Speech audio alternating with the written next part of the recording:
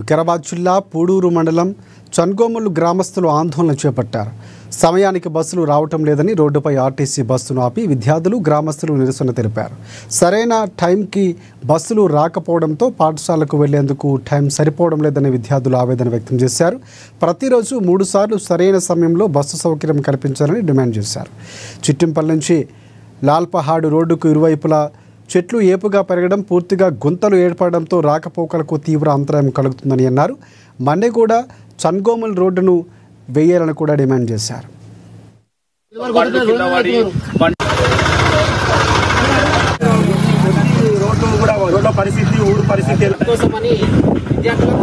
విద్యార్థులకు ప్రతి చుట్టుపక్కల పూడూరు మండల విద్యార్థుల కంకాలు, చన్గోముల్, మల్కాపూర్, నిజాంపేట్, పేటపల్లి, చిట్టపల్లి గేట్ విద్యార్థులకు చాలా ఇబ్బంది కలుగుతున్నది. ఆటో యూనియన్ గిట్లా చాలా ఇబ్బంది కలుగుతున్నది. ఈ road Changomul to Mandeguda, Kankal to Chittapalli gate వరకు ఈ రోడ్డు పరిస్థితి ఇదే విధంగా ఉన్నది.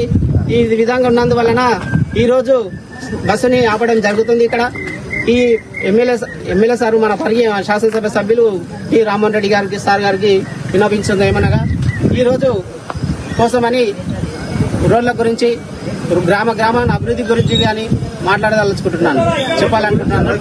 ఒకసారి ఈ దుస్థితి పూడూరు మండల్ గ్రామం అభివృద్ధి నోచుకోవడం లేదు.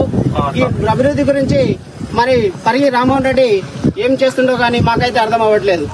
ఇదే విధంగా దీనిపైన వెంటనే చర్యలు తీసుకొని